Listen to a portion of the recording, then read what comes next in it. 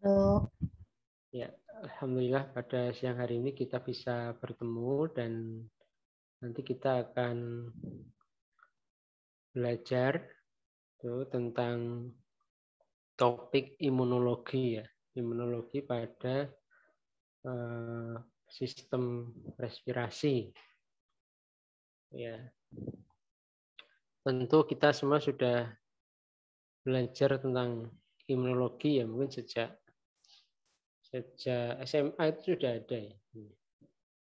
Bahkan sekarang SMP sudah ada pelajaran imunologi. Nah, kita akan belajar lebih spesifik tentang imunologi di paru bagaimana. Dan sebelum kita mulai nanti model kuliahnya, saya akan biasanya ada beberapa slide yang memunculkan kuis, ya.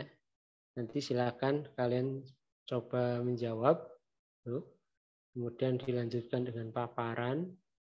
Setelah itu biasanya terus ada kuis lagi, ya, biar nggak bosan. Sebelum dimulai, kita awali dulu dengan berdoa agar kita diberikan ilmu dan kepahaman. Berdoa dipersilahkan. Bismillahirrahmanirrahim. Ya, cukup. Oke, langsung saja saya akan share screen ya. Ini kuliah siang hari ya, serius tapi santai ya. Kalau kalian sambil ngemil silakan. Kalau ngemilnya itu bisa untuk menunjang konsentrasi. Ya, silakan. Bebas saja.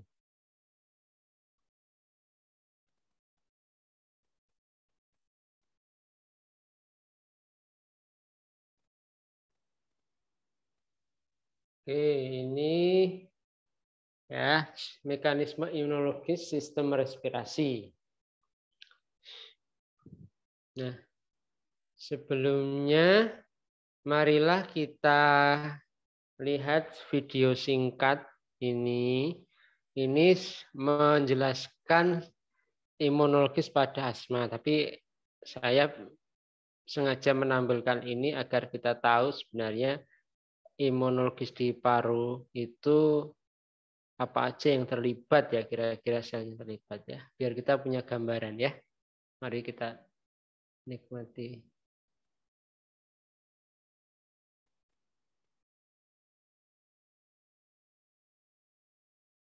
Nggak bisa ya?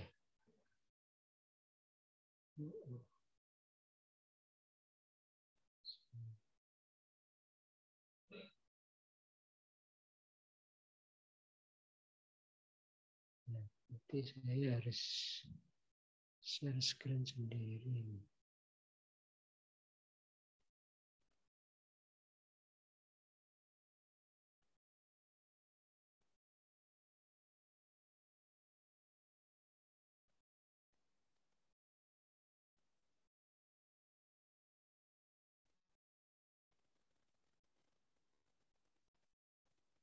Nah, kelihatan ya? Halo, kelihatan nggak? Kelihatan betul. Kelihatan dong. Kelihatan dong. Udah.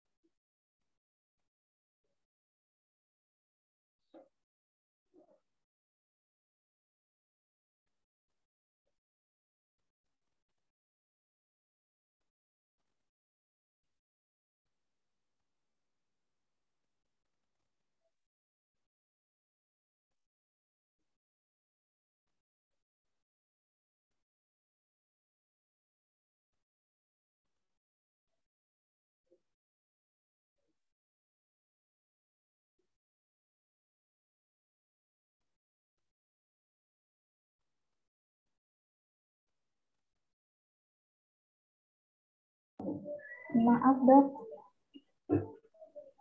ini emang gak ada suaranya dok? Ada suaranya? Enggak kedengeran dok. Oh, bisa ya? Nggak keluar suaranya. Ya. Apa yang lain? Nggak ada juga, Dok. Nggak ada. Mungkin itu Saya Dok, juga nggak ada, Dok. sebelum di share nanti ada share. Kalau sekarang ada? Goblet cells scattered along the epithelium. Udah, Dok. Ada, Dok. Udah, Dok. Ada.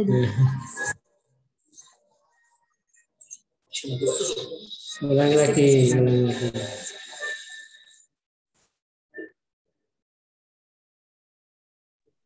Tidak kedengaran dong.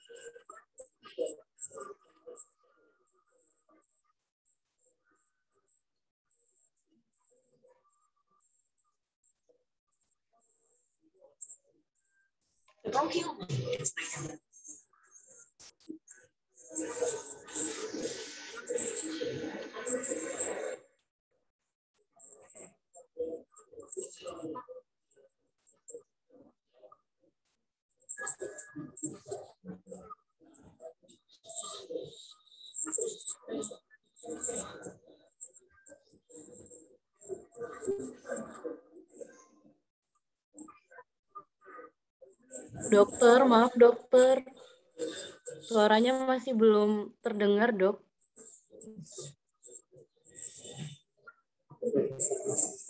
Ya memang nggak jelas nih soalnya nih.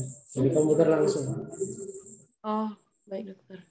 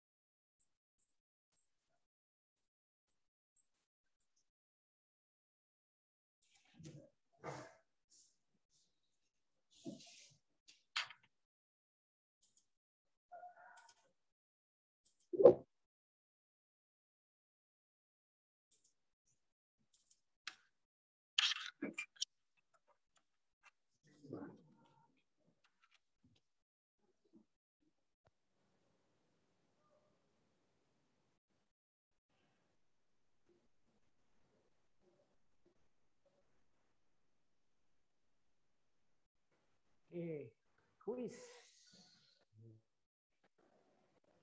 Sebutkan mekanisme pertahanan sistem respirasi.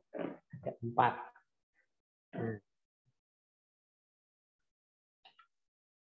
Jelaskan proses batuk. Jelaskan arah mukosilari eskalator di saluran nafas. Sebutkan sel-sel yang berperan pada respon imun adaptif di paru. Jelaskan beda antara makrofag alveolar tipe 1 dan tipe 2. Nah, ini kuis ya. Catat ini. Kuis tapi mungkin barangkali bisa muncul di ujian. Oke. Oke, kita mulai ya. Suara saya jelas? Jelas. Jelas ya. Jelas, Dok. Oke, jadi pertama kita harus ingat lagi ya. Fungsi dari sistem respirasi itu apa? Ya, kita sudah tahulah itu. Yang pertama pertukaran gas. Pertukaran gas itu yaitu memasukkan oksigen ya dan mengeluarkan karbon dioksida. Ya, oksigen yang didapatkan dari udara luar itu lingkungan itu dimasukkan ke dalam darah oleh organ paru ya, nanti lewat satu sistem yang secara anatomis disebut dengan alveolo-capillary unit ya. Di situ proses pertukaran gasnya melalui hukum difusi ya. Tuh. Nanti oksigen itu akan diedarkan oleh sistem kardiosirkulasi ya. Kardiovaskuler ke jaringan ya, ke organ, ke jaringan ya, ke sel ya. Sel untuk proses metabolisme. Tuh, ya. Kemudian sel mengalami metabolisme, hasil metabolismenya nanti itu salah satunya adalah karbon dioksida. Nah, karbon dioksida itu nanti harus dibuang. Nah, eliminasi karbon dioksida itu lewat organ paru juga. Ya. Nanti diangkut lewat aliran darah balik ke jantung, dari jantung nanti kemudian dipompa ke paru. Nah, di paru itu nanti karbon dioksida mengalami proses difusi juga dengan karbon dioksida dengan udara luar ya. Itu adalah fungsi utama dari paru. Namun itu paru itu juga punya fungsi lain, yaitu apa? Pertama ini regulasi pH, ya. Dan ini tadi karena paru itu punya kemampuan menghilangkan karbon dioksida secara cepat, itu dia adalah buffer organ yang mengatur sangat cepat terhadap perubahan pH. Dan sekaligus kalau organ paru itu terpengaruh, maka juga bisa mempengaruhi pH secara cepat. Jadi kita mengenal ada gagal nafas hiperkapnik gitu, ketika kadar CO2 di dalam darahnya itu meningkat tinggi ya, lebih dari 45 mmHg, maka bisa menyebabkan perubahan pH, ya, derajat keasaman.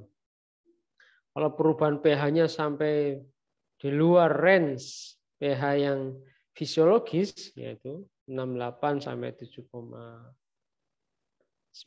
ya, sekitar itu 7, itu bisa menyebabkan kematian.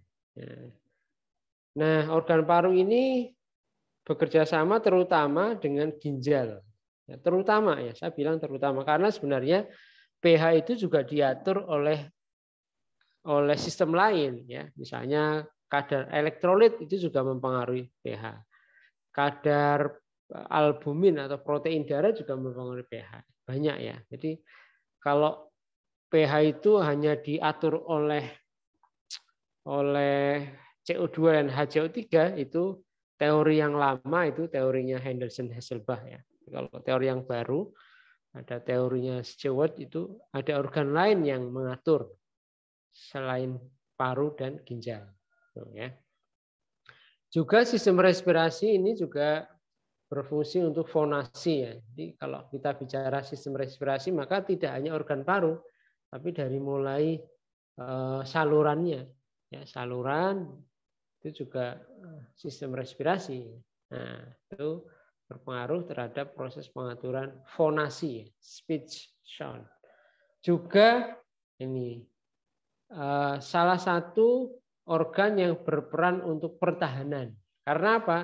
Karena kan paru, saluran pernafasan itu kontak dengan dunia luar. Nah, karena kontak dengan dunia luar, ya, dia berperan sekali untuk mengatur agar mikroba-mikroba itu tidak sampai kemudian merusak paru maupun organ-organ lain. Ya. Ini.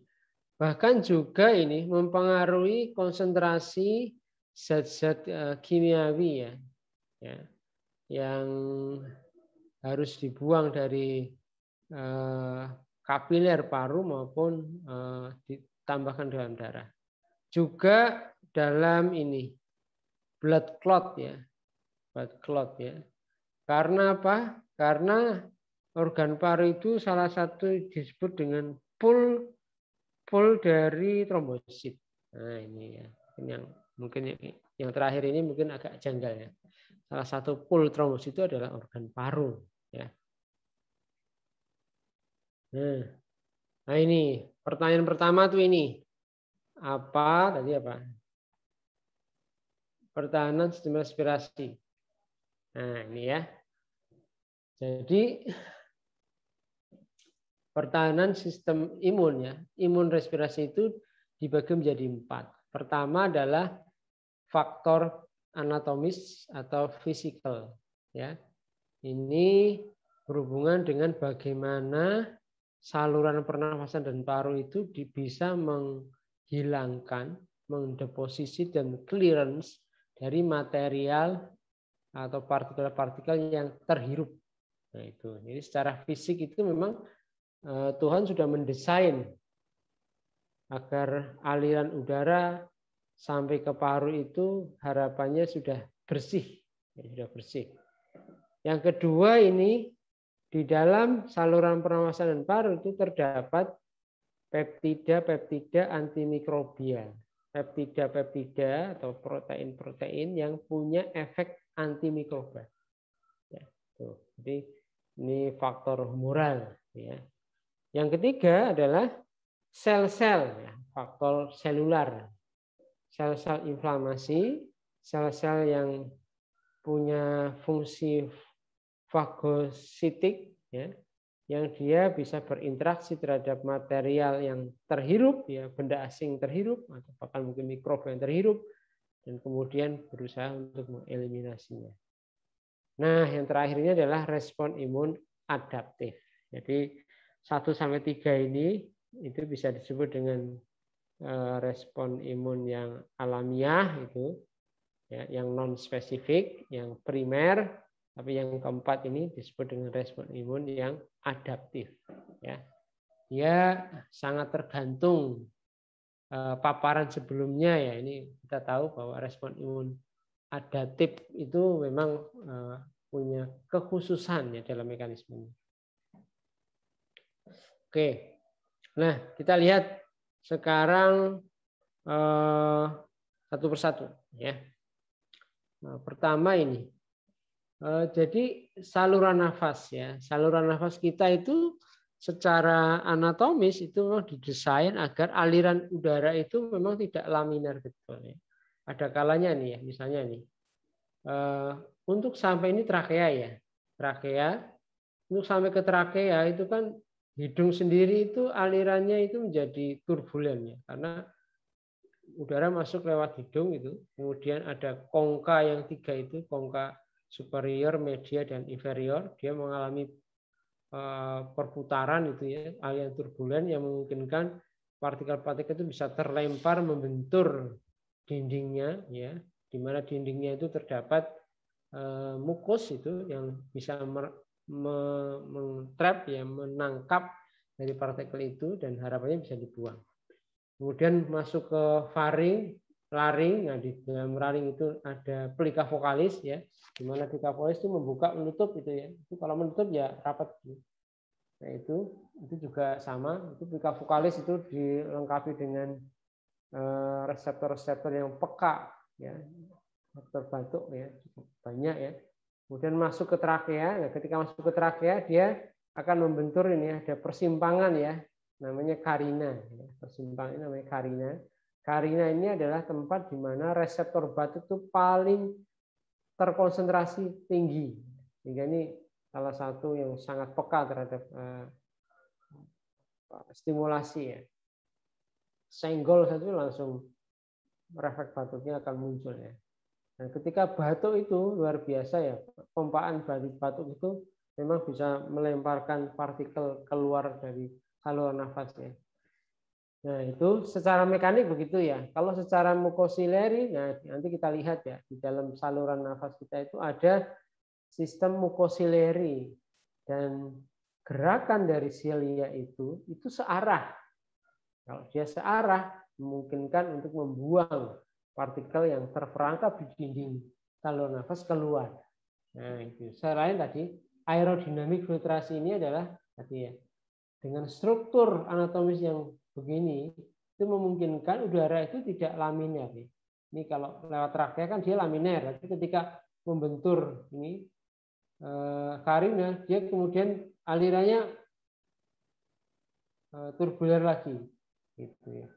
Laminar, tubular, laminar gitu. Jadi ya memang kalau ada partikel kemungkinan dia akan membentur dinding saluran nafas. Tergantung ukuran partikelnya sebenarnya. Ini ada teori-teori yang mungkin akan saya jelaskan di lebih lanjut ya.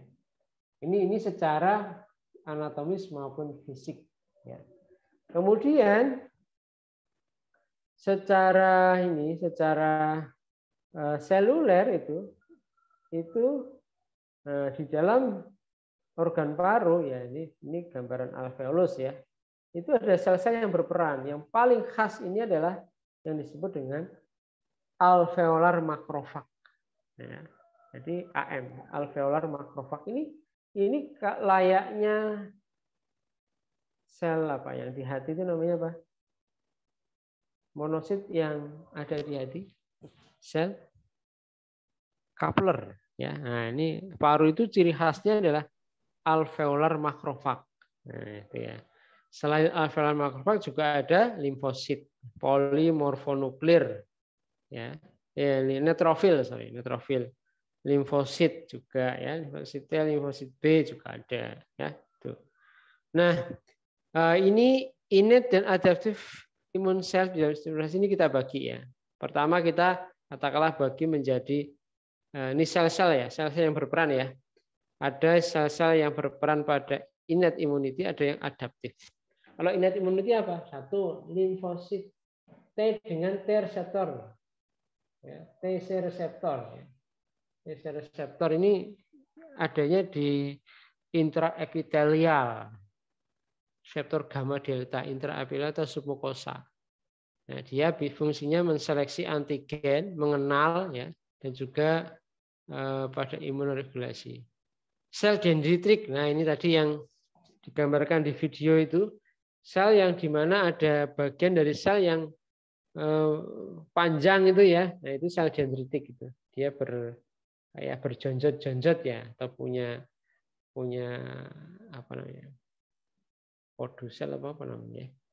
Nah sel dendritik ya, sel dendritik ini fungsinya adalah sebagai antigen presenting cell ya, juga sebagai imunoregulator ya. Sel dendritik itu terkenal dengan apa? Profesional APC ya, profesional antigen presenting cell. Jadi dia sangat sangat terkenal sekali ketika ada antigen kemudian dibawa ke nodus limfatikus regional ya. Ini juga ada yang bentuknya plasmatisitosit. Nah, ini juga ada. Kalau plasmatisitosit dia nggak cuma sebagai APC, tapi juga sebagai antiviral. Nah, alveolar makrofag. Nah, ini alveolar makrofag itu ya ini yang di dalam organ paru ini di alveolus ya melakukan patroli ya. Dia terutama adalah punya fungsi sebagai fagositosis ya. Nah, alveolar makrofag nanti dibagi lagi ada yang alveolar makrovag tipe 1, tipe 2. Dan dia memang nggak cuma di alveolar, tapi juga ada di jaringan interstisial. Ya. Ada di jaringan interstisial. Kita mengenal jaringan limfonodi bulb, ya, bronchus associated lymphoid tissue, ya, atau juga TELT, tertiary ectopic lymphoid tissue. Ini di saluran nafas itu ada ini, ya, ada bulb sama TELT, ya. M1 sel itu dia terutama fagositosis dan juga mengeluarkan sitokin pro-inflamasi. Sedangkan M2 ini fagositosis tapi dia mengeluarkan sitokin anti-inflamasi atau supresif sitokin. Jadi agak beda ya. Dua-duanya punya fungsi sebagai fagositosis, tetapi sitokin yang dikeluarkan itu berbeda. Kalau M1 itu sitokin yang pro-inflamasi, dia berusaha memicu inflamasi dan nanti tujuannya adalah untuk menarik bantuan sel-sel yang lain ya. Tapi kalau M2 ini mengeluarkan sitokin anti-inflamasi atau supresif sitokin. Ya, kemudian ada juga natural killer cell, NK cell. Ya. Dia bisa berdifus ke interstisial paru juga. Tentu saja natural killer cell itu efeknya adalah sitotoksik. Ya. Dia terkena sitotoksik. Ya. Kemudian juga ada yang INK itu invariant natural killer cell T. Ini sel T tapi yang dia punya kemampuan seperti natural killer. Nah, ini. Dia mengeluarkan sitokin anti-inflamasi. Ya. IL-10 kan punya efek anti-inflamasi. Kalau interferon malah inflamasi. Biasanya ini tergantung dari paparannya. Nah, walaupun ini keduanya ini bisa muncul ya dan namanya innate sel itu tidak terpengaruhi oleh paparan yang spesifik lah. Nah, yang kedua adalah adaptive immunity. Adaptive immunity itu ini sel limfosit dengan T sel reseptor alfa beta. Ingat, kalau gamma delta itu sifatnya adalah innate, ya. Tapi kalau alfa beta sifatnya adalah adaptif. Nah ini. Nah, dia spesifik adaptive immunity. Dia mengeluarkan sitokin proinflamasi, nanti menunjang ada yang keseimbangan antara T1, T2 sitokin ya. Nah ini. Yang kedua adalah B limfosit. Ya. Limfosit T maupun limfosit B itu adanya di mana? Di submukosa juga ada, dia berpatroli gitu. Juga di jaringan lymphoid tissue atau nodus lymphaticus. Jadi bronchus associated lymphoid tissue atau ini tertiary ectopic lymphoid tissue ya, di organ paru ya. Ada itu ya. Nah, ini. Kalau B limfosit dia mengeluarkan imunoglobulin ya. Namanya limfosit B kan dia humoral ya. Imunoglobulin, IgM, IgG, IgA, IgE ya. Jadi kita harus ingat humoral itu ada di adaptive immunity juga ada di mana? Di innate immunity. Paling banyak di adaptive immunity. Oke ya, sampai sini mungkin bisa dipahami ya. Oke, ini siapa ya? Oke, ini juga masih sama ya. Buku lain itu membaginya begini. Ya, pertama ini ya. Jadi kalau kita lihat secara organ itu, pertahanan paru itu dibagi menjadi ini. Ada yang di saluran nafas dan mukosanya, ada yang di alveolar. Nah, nanti kan pembagiannya bisa macam-macam. Sekarang kita lihat yang di saluran nafas dan mukosanya. Pertama adalah mekanisme pertahanan luminal tadi ya.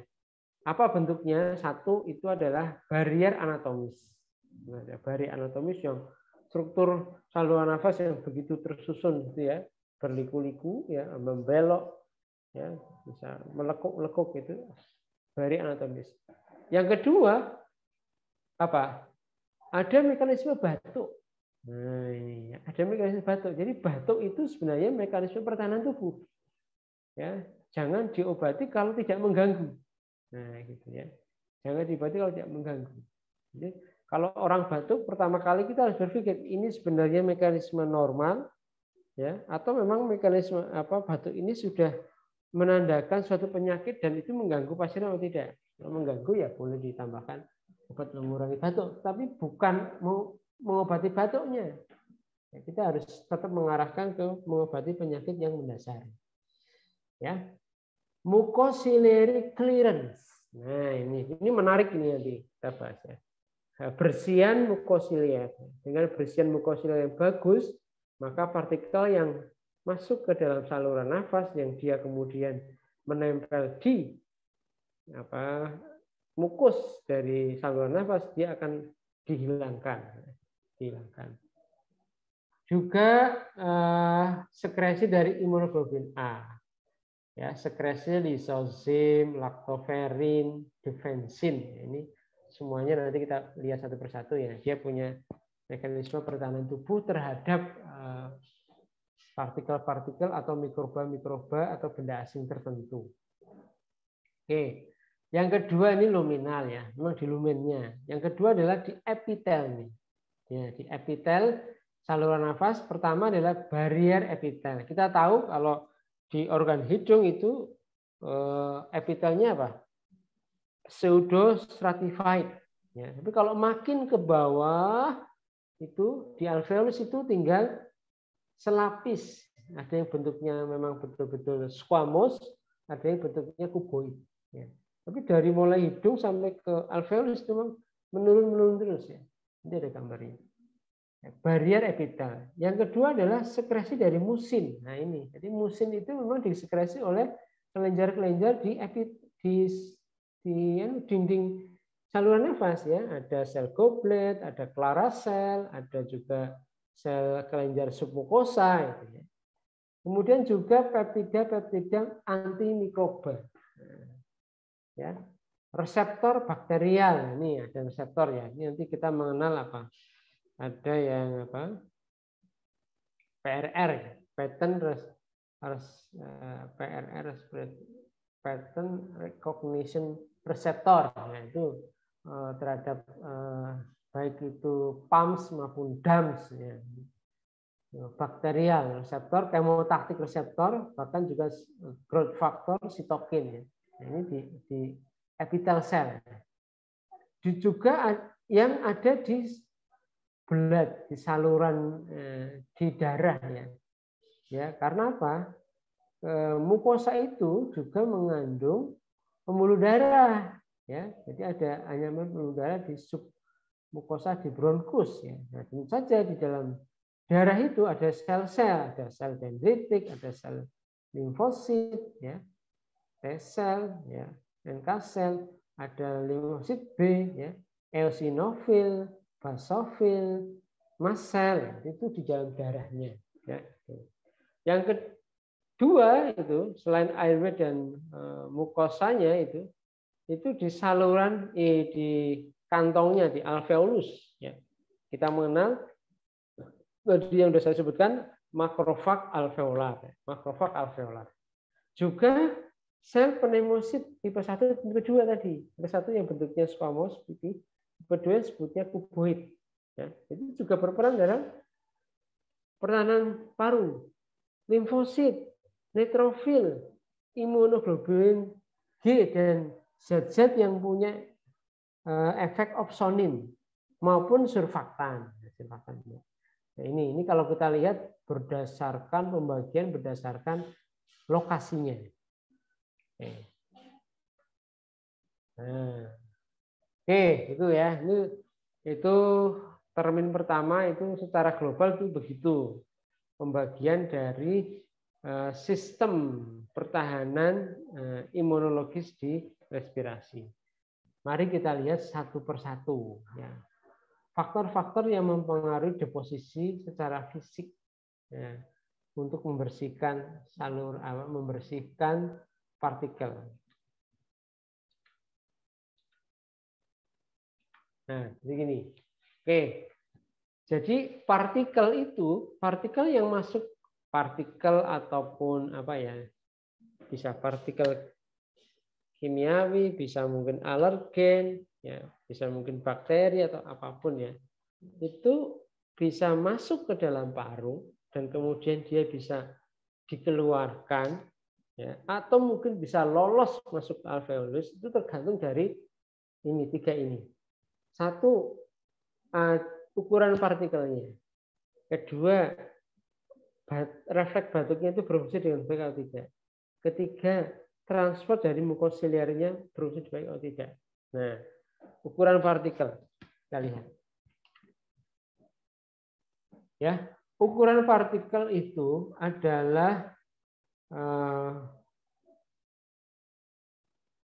ini ya, faktor penting ya yang mempengaruhi deposisi dari partikel itu di saluran nafas. Dan peluang dia bisa masuk ke dalam parenkim atau tidak. Parenkim itu kan alveolus. Atau kalau secara lengkap yang disebut dengan parenkim paru itu adalah alveolo-capillary unit. Yang disebut dengan parenkim itu sebenarnya alveolo-capillary unit. Alveolus dan kapiler yang di sekitarnya itu. Karena kan setiap alveolus itu kan dibungkus oleh bantalan pembuluh darah, ya, capillary bed. Mungkin saya sering menyampaikan bahwa kalau di luar paru itu anyaman pembuluh darahnya itu disebut dengan capillary network. Ya, jadi namanya network jaring itu kan masih perampang. Jadi kalau di paru anyaman pembuluh darah itu sangat rapat, makanya disebut dengan capillary bed, bantalan kapiler. Jadi kalau parenkim itu alveolo-capillary unit. Oke.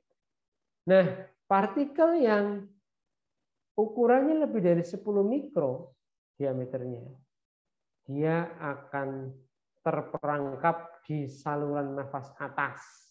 Jadi kita menghirup udara, ternyata itu partikelnya itu lebih dari 10, maka partikelnya itu akan menempel di dinding dari hidung.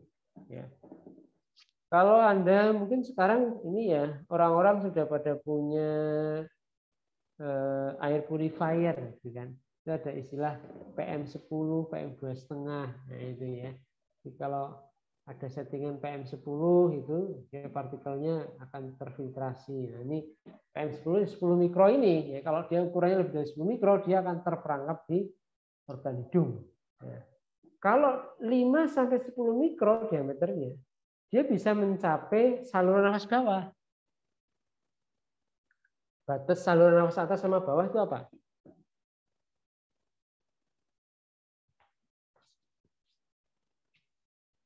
Halo. Batas saluran nafas atas dan bawah.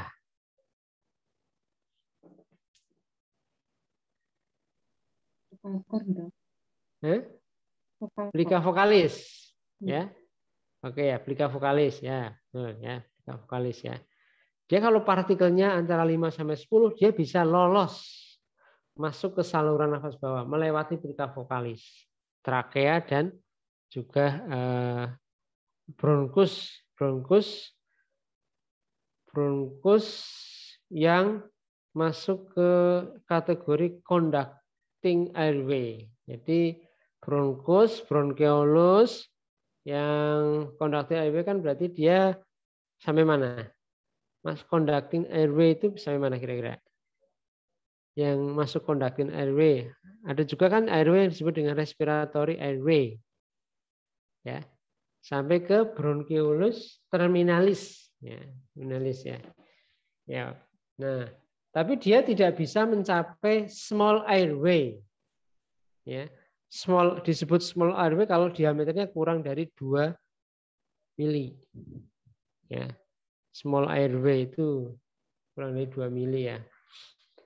Nah, nggak bisa mencapai small airway dan alveoli.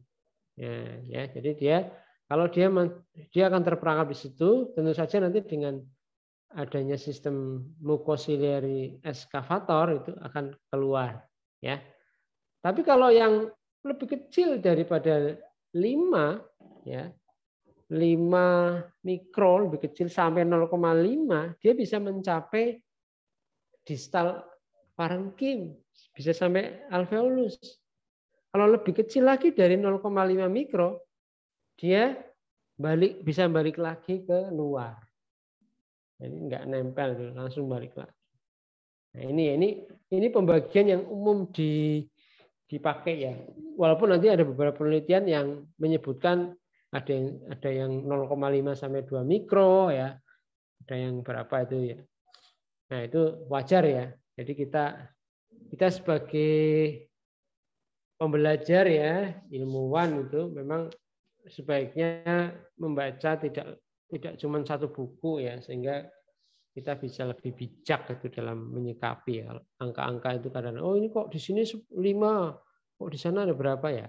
Ya lihat dulu basic penelitiannya apa ya. Nah, contohnya ini. Nah, ini kan baru saya bicarakan kan. Ini kan beda nih ini. 10 ya, 2 sampai 10, 0,2 sampai 2. Ya. Ya, kalau dia kurang dari 0,2, ini bisa balik lagi. Ya, bisa keluar lagi. Contoh ini aja udah agak ada perbedaan ya. Tapi secara garis besar kan hampir sama ya, bahwa ukurannya besar itu ya terperangkapnya di saluran nafas atas. Itu satu itu ukuran partikel. Nah, teori ukuran partikel itu juga digunakan untuk terapi, untuk mendesain suatu device ya yang bisa diberikan untuk pasien-pasien, terutama pasien asma, pasien PPOK ya. Jadi membuat partikelnya seberapa agar dia bisa mencapai saluran nafas di level apa. Nah, penting itu ya. Jadi teori partikel ini selain bisa untuk mempelajari partikel yang berbahaya, sekaligus juga bisa untuk mendesain obat dengan ukuran tertentu yang agar bisa mencapai paru maupun salurannya. Nah, yang kedua adalah batuk. Ya. Partikel ketika dia terdeposisi atau melekat ya atau terperangkap di trakea atau bronkus itu bisa dikeluarkan. Dengan cara apa? Pertama dengan mekanisme batuk, yang kedua dengan sistem transport mukosilier. Ya, jadi begitu. Nah, dua cara ini ya. Jadi tadi kan secara anatomis itu memungkinkan partikel itu membentur dinding. Ketika membentur dinding terperangkap oleh mukus. Nah, itu kemudian bisa dikeluarkan dengan cara batuk maupun lewat sistem mukosiliary transport. Oke.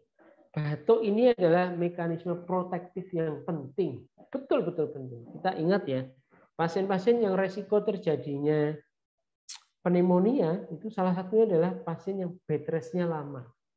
Kedua, misalnya pasien stroke yang terganggu refleks batuknya. Ya, karena batuk itu ada pusat refleksnya di otak maupun di batang otak. Ya, kalau itu terganggu, itu resiko terjadi pneumonia yang berulang itu tinggi sekali. Nah, batuk ini adalah mekanisme protektif. Ya, dia bisa dipicu oleh stimulasi dari reseptor iritan di saluran nafas. Ya.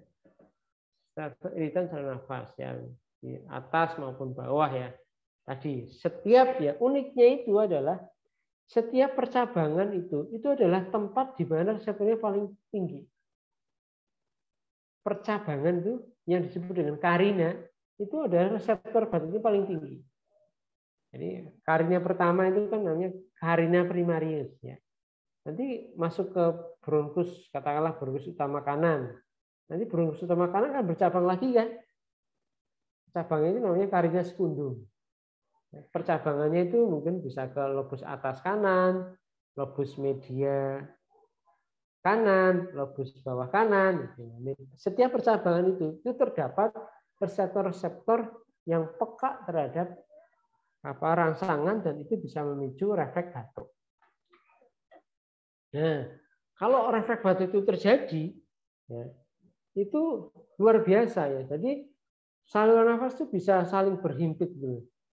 Ya, mungkin kalau ada yang pernah ikut melihat pasien di bronkoskopi ya, itu akan punya bayangan betapa refleks batuk itu luar biasa. Kalau kita batuk itu ya, itu saluran nafas itu kayak saling dempet itu loh, dan cepat, gitu ya.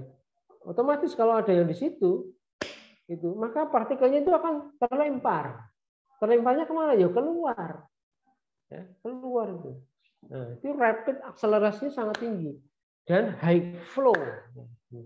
High flow. Jadi ini sangat efektif untuk menghilangkan benda asing yang di saluran nafas. Jadi, keluar itu. Mungkin kalau belum pernah lihat pasien di bronkoskopi belum punya bayangan ya. Kalau udah pernah ada bayangan. Nah, sekarang bagaimana refleks batuk itu bisa terjadi? Nah, namanya refleks, kita harus belajar. Mesti ada reseptor, ada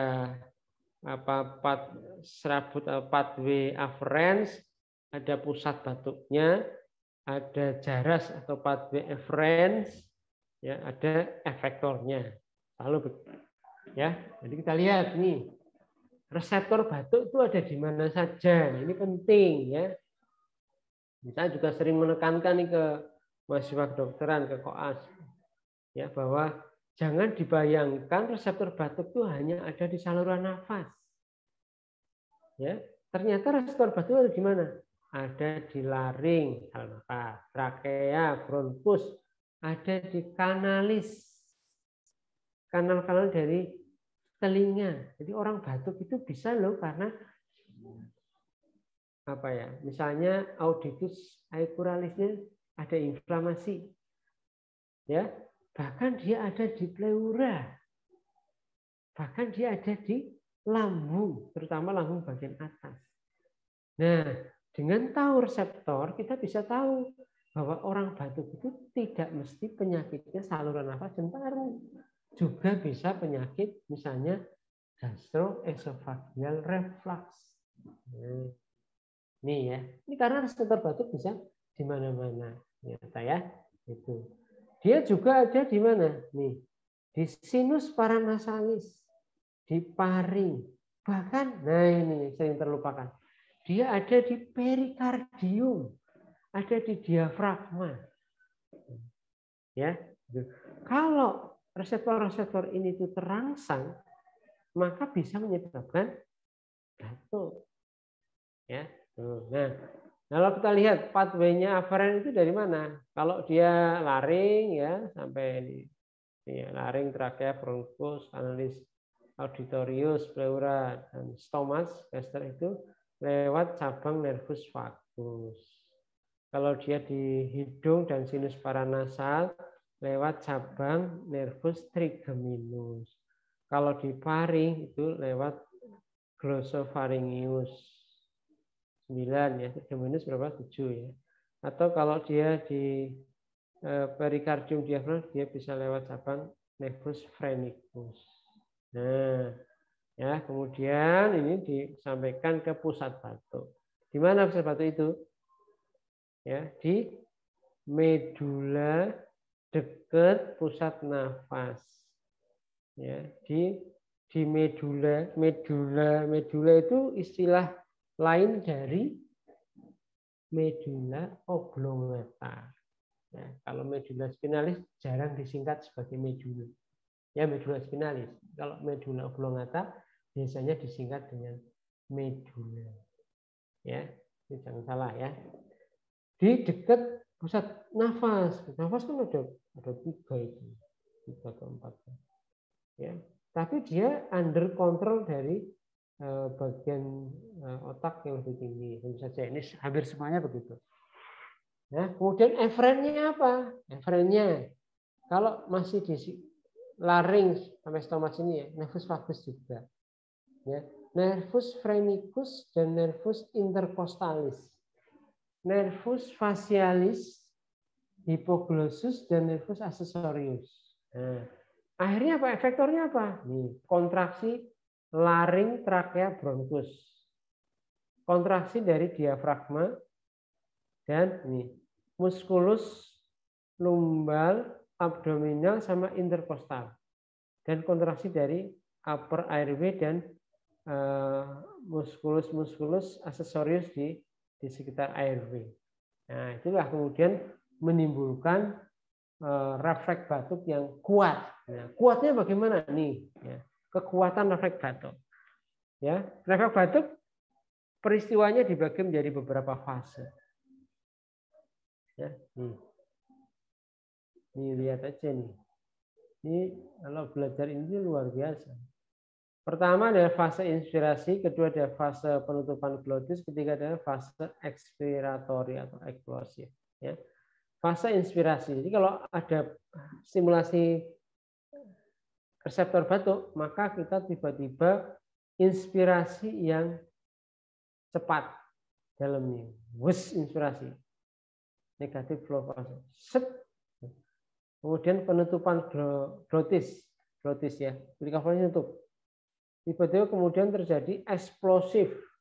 Fase ekspiratory secara cepat. Yes. Nah, terus menurun. Ini ya. Fasenya. Inspiratory, glotis, dan ekspiratory. Negatif flow fase, minimal flow fase, sama positif flow fase. Nah. Oke. Nah, inspiratory fase, penutupan glotis. Ada juga yang membagi diafragmatik relaksasi, kemudian kontraksi. Ya, kontraksi musculus expiratory ya, dengan intrapleural pressure-nya naik sampai 200. Ya, ini. Tekanan intrapleural itu normalnya berapa? Kalau kita inspirasi berapa? Inspirasi berapa? Inspirasi ekspirasi tenang. Berapa? Kita inspirasi itu bisa sampai berapa? Bisa minus sampai minus 5 atau bahkan minus 7. Kalau kita ekspirasi sampai ke tahap apa? Sudah tidak ada pergerakan udara lagi, bisa sampai minus 2. Ingat, selalu minus. Inspirasi minus 7, ekspirasi minus 2. Tapi kalau batuk, tekanannya bisa sampai plus 200. 200 mm. Berarti luar biasa sekali itu. Tekanan terhadap parunya.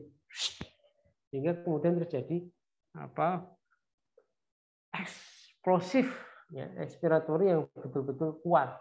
Ya. Karena kalau kita melakukan ekspirasi paksa itu ya, jadi misalnya kita menghirup dari kemudian kita menghembuskan udara secara cepat. Itu tekanannya bisa meningkat sampai 200 mm. Sampai 20, sorry. Sampai 20. Jadi kita tarik nafas dalam. Kemudian kita menghembuskan udara cepat. Tekanan dalam pleura ini itu bisa naik sampai 20 mm. Kalau batuk sampai berapa? 10 kali lipatnya. Kuat sekali. Nah, itu refleks batuk itu luar biasa. Ya. Nah, sekali lagi ada yang membagi menjadi 3, ada yang membagi menjadi 5 fase. Ya, 5 fase ini menjelaskan lebih detail. Oke ya. Nah, itu batuk. Ya, jadi batuk terus begitu. Nah, tadi selain batuk juga ada mucociliary transport. Nah, mucociliary transport atau mucociliary clearance ini adalah suatu proses di mana terdapat gelombang pergerakan silia. Ya. Gelombang pergerakan silia yang dia akan menggerakkan ya, bantalan dari mukus yang ada di atasnya. Ya, dan juga materi-materi yang terperangkap di dalam mukus itu sepanjang tracheobronchial tree. Dan gerakannya itu searah. Gerakannya searah. Ini luar biasa. Ini kalau kita paham seperti ini itu maka orang yang berilmu itu selalu akan kesimpulannya itu pada satu hal. bahwa nggak mungkin semuanya ini tuh didesain secara kebetulan, nggak mungkin, ya, nggak mungkin. Ya, mesti kesimpulannya kan satu, ini mesti ada yang menciptakan. Ya, tinggal kemudian setelah itu kita akan sampai apa tidak. Yang menciptakan itu siapa?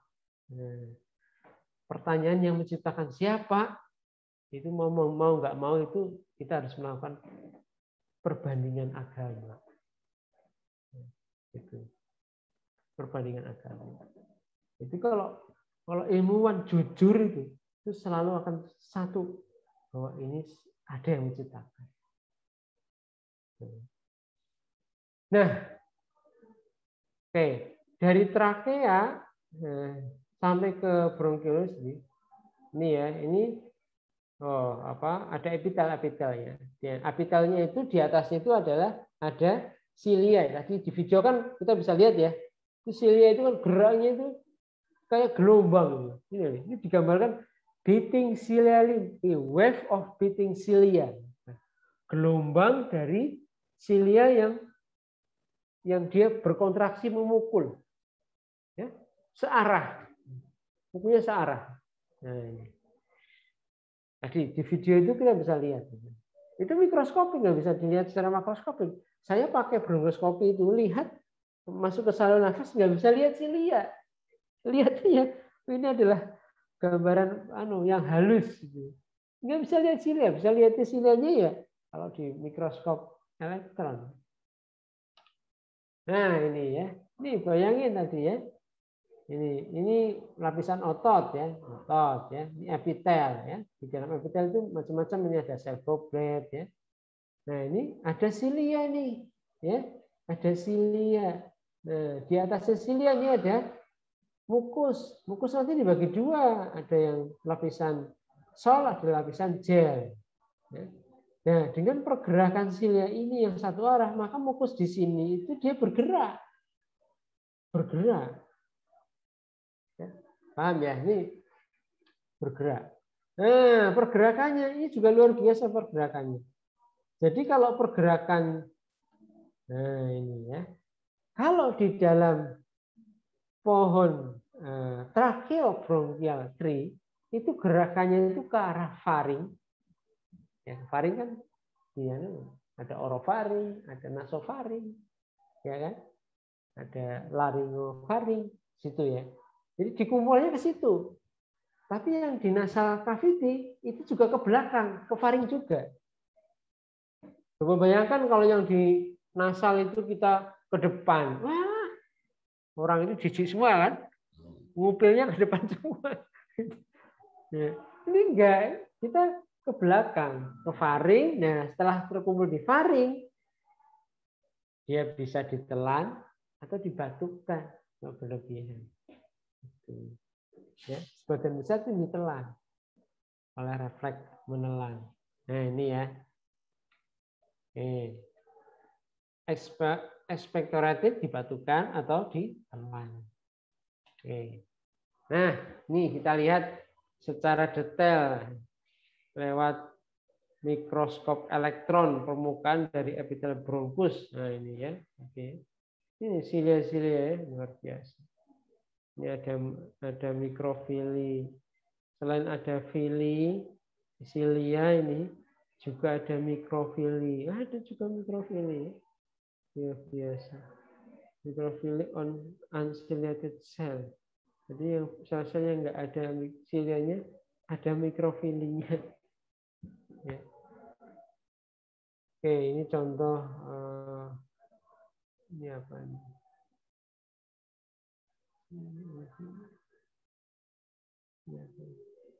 Oh ini dropletnya. Oke.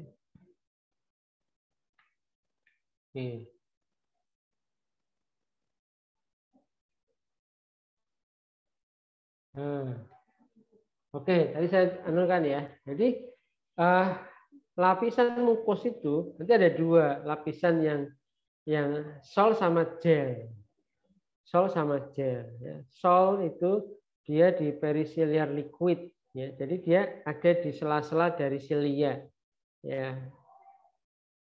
Berapa ini? tebalnya 5-10 mili. Ya. Karena dia lapisannya sol itu lapisannya lebih encer itu ya. Maka silia itu dia bisa bergerak lebih bebas. Tapi yang di atasnya itu lapisan gel di permukaannya itu bisa lebih tebal ya, 2-20 ya. Mili ya.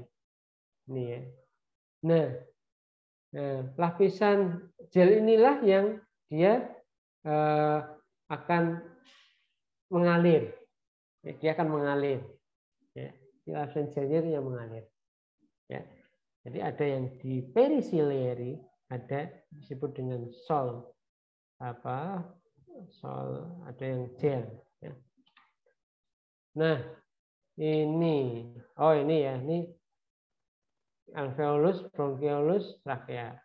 Ya. Nah, ini ketebalan dari otot ya. Oke, ini bisa dipahami ya. Jadi ini ada yang perisilier, ini yang gel, lapisan gel ya. Nah, ini saya tadi kan udah bilang epitelnya itu kan dari pseudostratified sampai ke cuboid sampai ke hanya squamous ya. Ini ya. Gitu. Jadi makin ke sana itu makin pipih ya. Nah, ini mucociliary excavator ya, pergerakannya namanya mucociliary excavator ya, excavator. Oke. Nah, ini skematik kalau silianya itu dipotong.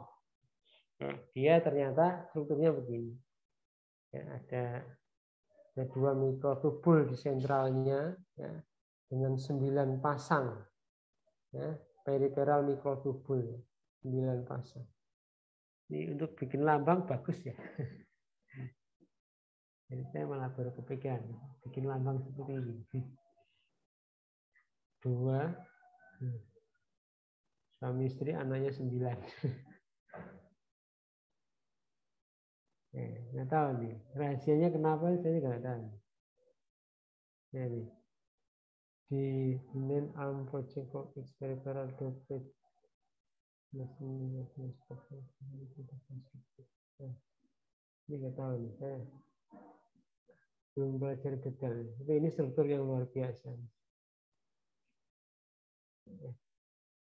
Oke,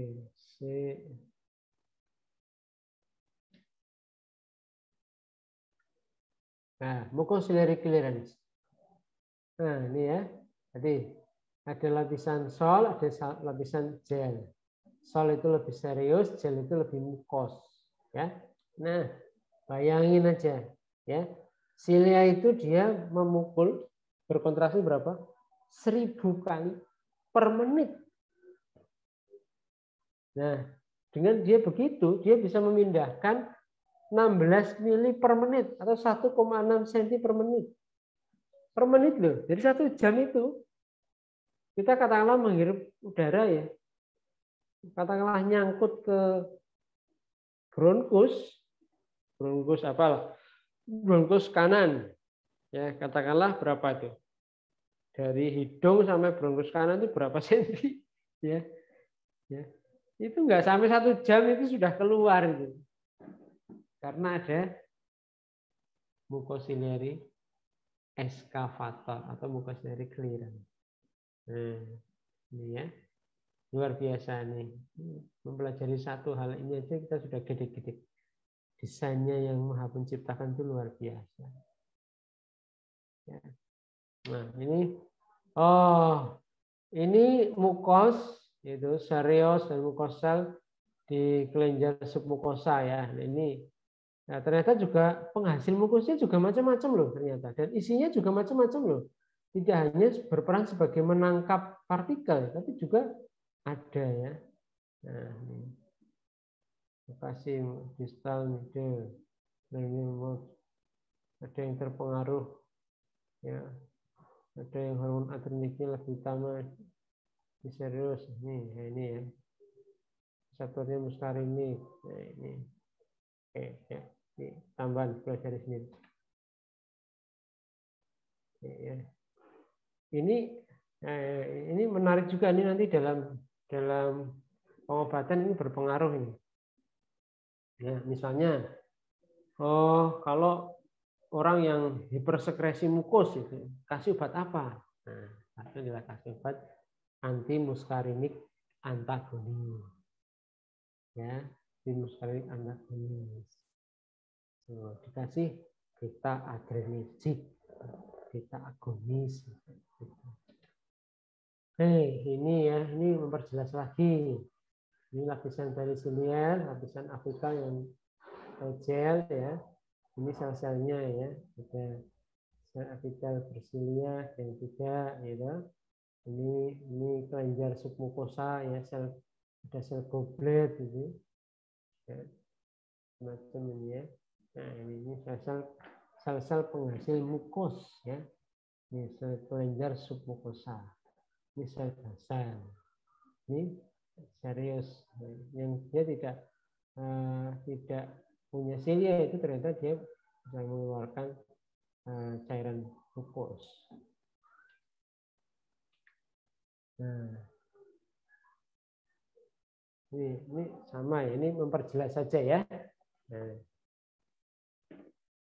Oke ya, jadi nggak cuman sebagai cara mekanisme menangkap, tapi ternyata juga di dalamnya itu mengandung zat-zat ya. Oke, itu ya. Jadi barrier secara fisik dan anatomis. Ya, ini udah berapa nih? Udah mau selesai ternyata. Terlalu asik. Antimikroba peptida ya. Antimikrobapeptida itu ini di substansi yang innate immunity. Apa aja ini? Nah, lisosim, lactoferrin, defensin, kolektin, ya, ada surfaktan tipe A dan tipe D. Ya, ini adalah peptida-peptida yang ini secara innate ya, alamiah punya fungsi untuk menghambat suatu jenis mikroba tertentu ya, imunoglobulin A, kolektin ya. Nah ini, misalnya apa nih? Ya tadi ya, ada yang sebagai mediator inflamasi, defensin ini ternyata kemotaktik, gitu. Ya, antimikroba substansi, lactoferrin, lisosim, dia langsung punya efek antimikroba. Lisosim ini ya, ini contoh ya. Nanti ini materi saya share aja nih. Kalau ini kan jenengan bisa baca sendiri ya, tidak perlu pemahaman lebih detail. Artinya apa? Ada peptida-peptida yang memang berfungsi untuk pertahanan. Ya. Ada lisosim. Ya, ini silakan baca sendiri. Ya. Lisosim itu aktif untuk organisme apa? Misalnya. Lactoferrin ini, ya, dia bisa juga apa? Ya, lactoferrin, defensin, apa ya? Ini dibaca sendiri aja nih. Saya kira banyak ya. Surfaktan tipe A dan D ya, dia disebut dengan kolektin ya. Dia juga punya nggak cuma sebagai surfaktan ya untuk menurunkan tegangan permukaan, tapi dia punya fungsi sebagai imun tubuh kita ya. Ini sudah oke, ini saya kira nggak terlalu banyak. Imunoglobulin A ya. Nah, ini terutama dia banyak di atas ya. Nah, tadi ini yang saya sebutkan lagi adalah adanya jaringan nodus limfatikus ya, yang disebut dengan Holt sama TARP. Ya. Holt sama TARP. Ya, Holt sama TARP. Dan imunoglobulin A. Baca sendiri kalau ini ya. Nah, itu ya, itu oke, yang bagian terkait dengan humoral tadi ya, peptida-peptida yang antimikrobial. Sekarang adalah sel-sel fagositik. Ini menarik sekali. Sel-sel fagositik itu ada yang disebut dengan dendritic cell, kedua adalah makrofag alveolar, leukosit, PMN, natural killer cell ya. Yang khas itu memang makrofag alveolar. Makrofag alveolar itu dia mobile ya, mobile sel yang dia diameternya sekitar 50 ya, mikro ya. Dia bersirkulasi. Ini circulating monosit ya. Itu kemudian kalau dia sampai paru, dia kemudian berubah menjadi alveolar ya, makrofag ya. Itu menempel pada epitel alveolar ya. Nah, sitoplasmanya itu mengandung berbagai macam granula yang dengan berbagai ukuran dan bentuk. Dan di dalamnya itu mengandung berbagai macam enzim-enzim untuk melisiskan, untuk menghancurkan material-material asing. Jadi memang makrofag alveolar itu yang berfungsi sebagai killing mikroorganisme. Ketika mikroorganisme itu mencapai alveolus, juga sekaligus kemokin. Ya, dia mengeluarkan kemoatraktan sitokin untuk meminta bantuan sel lain. Kalau dia mungkin mau kalah, ini makrofag alveolar. Nih, ya. Podositnya.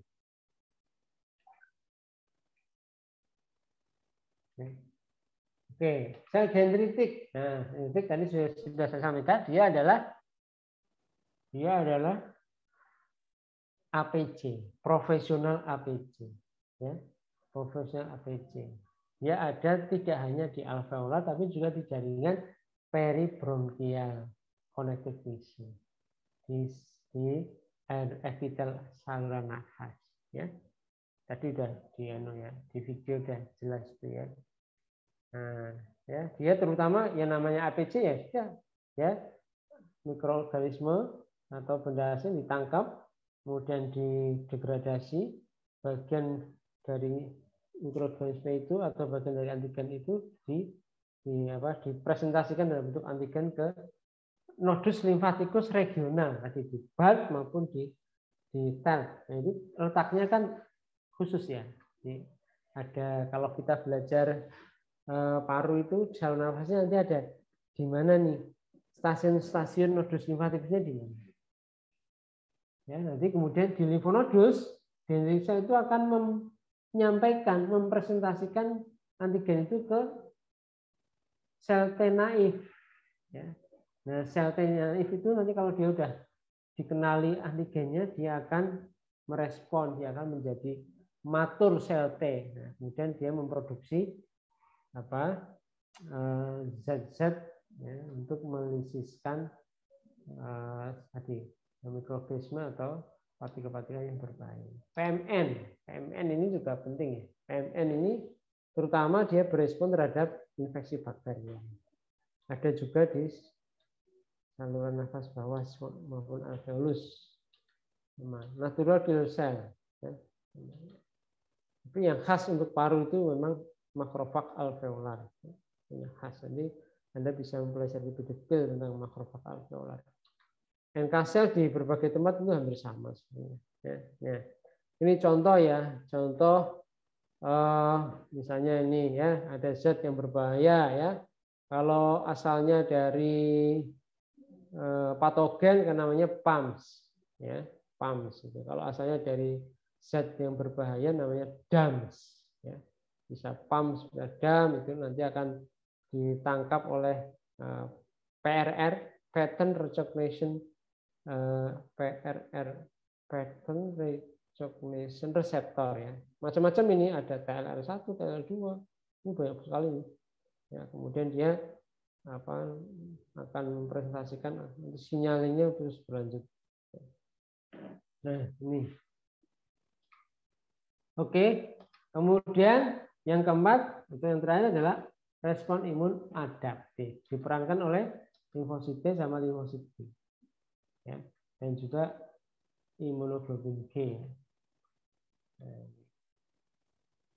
Oke. Jadi sekali lagi limfosit B karena dia membentuk imunoglobulin namanya sistem imun humoral. Limfosit T dia sel T-nya langsung dia bisa membunuh bakteri atau virus ya. Limfosit imun seluler humoral ini ya. Keduanya itu tidak berdiri sendiri, saling membantu. Ya, saling membantu. Ini satu orkestra untuk melisiskan, untuk menghilangkan kuman ya. Ini two lymphocytes are not independent each other. Ini ya. Ya. Not independent. Jadi bekerja sama itu. Limfosit B maupun limfosit T. Ya. Nah, jadi masing-masing penyakit punya cara sendiri. Jadi kalau kita paham secara global begini kan nanti enak memahami penyakit, memahami patofisiologi. Nah, ini hemoglobin. Oke. Akhirnya nanti kita lihat. Ini hampir sama kok. Hemoglobin A itu fungsinya pada apa ya? Untuk virus terutama ya. G ya. Terutama di lower, kalau A itu di atas, kalau G di lower. Ya, di lower W. Seluler ini dia nggak cuma terhadap bakteri atau virus, tapi juga bisa terhadap sel-sel kanker. Ya, sel kanker juga dia bisa bereaksi. Maksudnya ada CD4, CD8, ya. CD4, CD8. Ya. Ini CD4, kita CD1, CD2, ya. Ya. CD8 itu fungsinya adalah sebagai supresor dan stotoksik sel T. Nah, jadi begini misalnya ini. Ya, ini ada ini bulb ya. Bulb di sini ada bulb ya. Di bungkus ini, nodus limfatikusnya. Ada juga di intersisialnya di tel. Oke, ya. Ini bisa. Oke. Ini apa ya?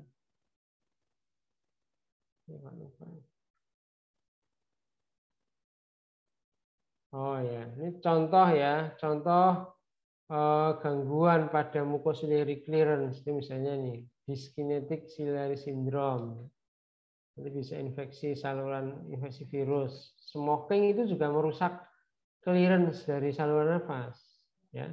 Atau pemberian O2 yang konsentrasi tinggi yang terlalu lama. Jadi oksigen itu kalau diberikan konsentrasi tinggi dan jangka waktunya itu lama itu juga bisa merusak. Ya, jangan salah.